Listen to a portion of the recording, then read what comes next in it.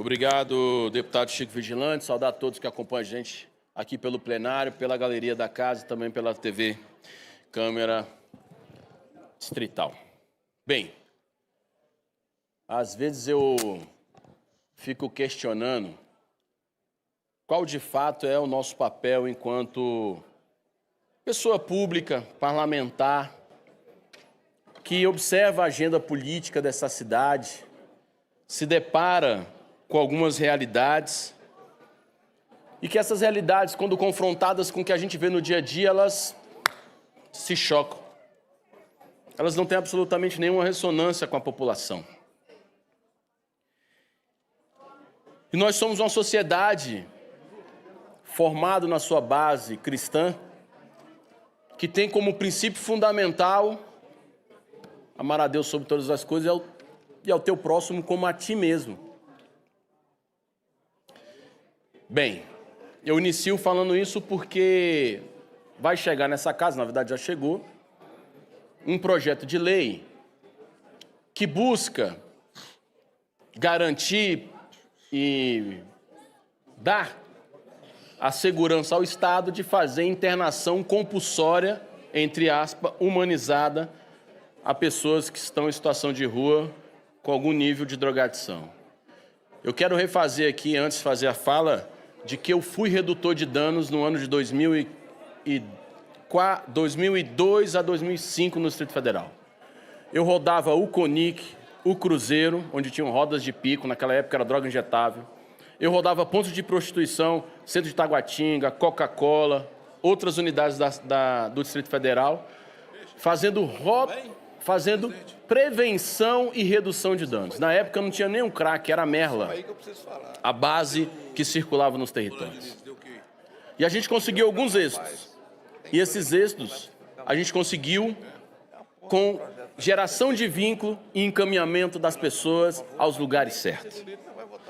Inicio então essa fala, nesse preâmbulo, dizendo que eu sei e nós sabemos do sofrimento de famílias que enfrentam a dependência química, de pessoas que vivem nas ruas sem acesso aos direitos e também de moradores que convivem diariamente com situações de insegurança. Esse drama é real e exige sim uma resposta do Estado. Mas para problemas complexos não existem soluções simples. O governo do Distrito Federal apresenta um projeto de internação involuntária chamada de humanizada. Eu queria dizer que internação compulsória não combina com humanizada. Se é compulsória, não é humanizada, porque a pessoa não tem ciência de para onde vai, o que está acontecendo com ela. É quase um sequestro no meio da rua dessas pessoas. O governo do DF, então, apresenta esse projeto, dizendo que ele será uma medida excepcional, de última instância, com laudo médico e comunicação aos órgãos de controle. Eu queria fazer aqui uma ressalva, que segundo os dados oficiais do Distrito Federal, nós temos 3.000 pessoas em situação de rua no Distrito Federal. Apenas 10% em situação de mendicância. 10% são 300 pessoas, em tese, que perdem o controle de uso de álcool e outras drogas. A sua maioria vigia carro, lava carro, vende balinha no sinal. É uma renda, eles possuem uma renda, eles estão ativos de alguma forma. A pergunta que precisa ser feita é: como falar em internação como resposta principal quando o DF ainda falha em garantir a rede de atenção psicossocial forte e territorial? Hoje, senhoras e senhores, nós temos apenas 18 CAPs e uma das piores coberturas do país, com cerca de 0,55 CAPs para cada 100 mil habitantes, quando a média nacional é 1,17 para cada 100 mil habitantes. E vem aqui alguns comentários. O Ministério Público já condenou o Distrito Federal a construir mais 14 CAPs. A gestão que está há 8 anos governando o Distrito Federal não implementou a rede de atenção psicossocial, não fortaleceu a rede, não construiu mais novas unidades para dar sustentação a uma política de saúde mental. Quero fazer um comentário da onde eu moro e acompanho. O CAPS-AD de Ceilândia, deputado Chico. Para concluir, deputado. E peço encarecidamente mais 2 minutos para concluir. O CAPS-AD de Ceilândia tem pedido de 40 horas para 2 psiquiatras e foi negado porque dizem que não tem orçamento, deputada Paula. Ao mesmo tempo que o governo diz que tem orçamento para as comunidades terapêuticas, não consegue garantir orçamento para contratar novos psiquiatras e para ampliar a quantidade de horas desses psiquiatras. Só tem 2 para uma região administrativa com 400 mil habitantes, essa conta não fecha, que também são adoecidos. A educação também precisa ser considerada. Nós temos uma experiência, eu já atuei com ela, de diretora Amelinha, da Escola de Meninos do Parque, que atua com população em situação de rua, fora de idade séria, tem referência, já chegou a colocar crianças que hoje estão na Universidade de Brasília. Ao invés de fortalecer essa política, querem tirar a escola do parque. A política de saúde mental brasileira nasceu para substituir a lógica simplesmente de retirar as pessoas do convívio social. Cuidado deve ser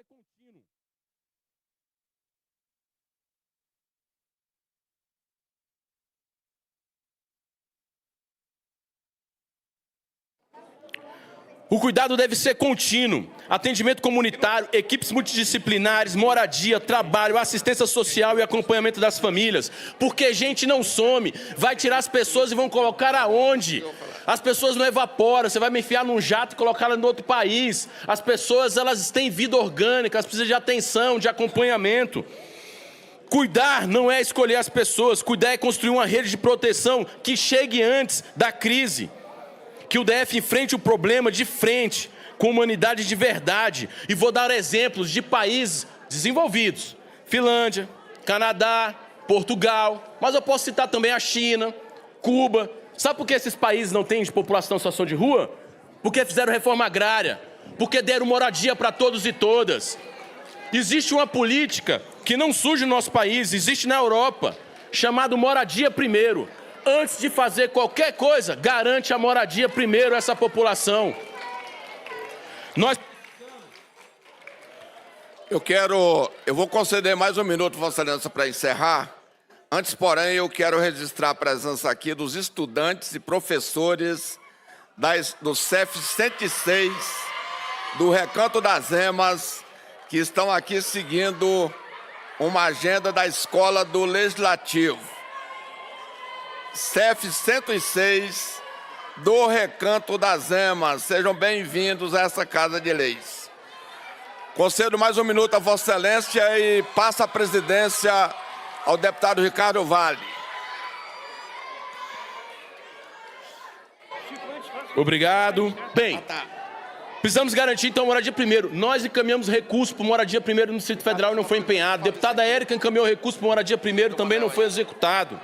Precisamos fortalecer a rede de atenção psicossocial, precisamos estabelecer as equipes de rua e cuidado em território intensivo. O que nós estamos vivendo hoje, que sim, é um drama para as comunidades, sobretudo do plano piloto, é porque há 8 anos estão esfacelando a rede de atenção psicossocial, não estão contratando e fortalecendo a assistência social. Ao invés de querer tirar o Centro Pop, deveríamos fortalecer a equipe desse Centro Pop, fazer com que tivesse de fato atendimento e sim, encaminhamento na sobreposição de ações a essa população. Atuei junto a elas, conheço o trabalho do lado delas e elas querem sim dignidade, muitos são transitórios, muitos sequer estão na rua porque querem, às vezes é porque tem vergonha de retornar para suas famílias. Precisa trazer dado. Por quê? Vão internar compulsoriamente essas pessoas. Mas elas não vão ficar no lugar. Concluir de fato, deputado. Essas pessoas em algum momento vão voltar para o convívio social novamente. E nós precisamos ter uma escolha. Elas vão voltar alijadas dos seus direitos e a gente fingindo, porque o que está acontecendo no Distrito Federal e não querem assumir é um higienismo social. Querem limpar determinados territórios e não encarar a problemática de frente. Mais uma vez, não é fácil e não é mesmo. Lidar com pessoa é complexo, mas as pessoas são indivíduos e potencialidades e cada complexidade não se dá de uma forma única. Cada indivíduo tem o seu problema individualizado e só com, assim como outros países que eu citei aqui, diminuir o impacto ou resolver a maioria deles foi com garantia de direitos e não com violência. Obrigado, presidente. Assumo a presidência e informo que as notas técnicas citadas pelo deputado Chico Vigilante no exercício da presidência foram referentes ao PL 2330 de 2026 e o PL 1339 de 2024. Que fique registrado. Pela ordem, deputado Manzoni. Um minuto, presidente. É só porque o deputado João fez uso da palavra pela liderança do PL. Eu queria só fazer uma observação muito breve em relação a isso que o deputado Max acabou de ponderar. Ele citou como exemplo de dignidade de moradia Cuba, dentre outros países. Cuba. Eu faço um convite a quem nos assiste. Entra no Google e bota o IDH de Cuba. Dá uma pesquisada na internet quais são as condições de moradia do povo cubano. E ele citou como um exemplo do que não funciona a Europa.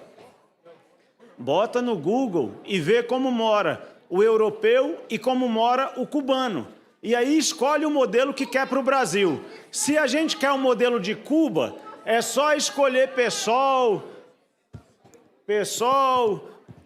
PT, etc. Se a gente quer um modelo um pouquinho melhor, tem que tomar outra direção. E eu parabenizo a governadora pela coragem de enfrentar os problemas e as mazelas sociais do Distrito Federal, devolvendo dignidade para essas pessoas que moram na rua, dando a oportunidade delas tratarem seus vícios, delas se curarem, delas serem qualificadas para ingressar no mercado de trabalho. É necessário enfrentar essa situação. A governadora teve coragem de mandar um projeto para essa casa, enfrentando, e a situação tem que ser resolvida, tanto na vida dessas pessoas que moram na rua, para que elas tenham dignidade, quanto também a outra situação, que é a violência que muitos desses moradores de rua praticam. Parabenizo a governadora pela coragem. Deputado Tiago. Deputado Tiago. Só para dizer para Vossa Excelência que eu já estive em Cuba 3 vezes e conheço bem a política habitacional cubana. Aqui no Distrito Federal, aqui em Brasília, tem mais moradores em situação de rua do que em Havana, por exemplo. Realmente a política, ela funciona. O problema é que o bloqueio norte-americano, aquela covardia que é feito pelos Estados Unidos, com apoio de vários países fascistas de extrema-direita, sufoca a população cubana e não deixa os cubanos ter uma vida digna, né? Então, esse é o problema. Agora, a política habitacional lá funciona. Então, se você acha que aqui no Distrito Federal tem menos, né, pessoas em situação de rua do que em Havana, do que em Cuba, o Brasil, você está muito enganado. Pela ordem, deputado Max Maciel.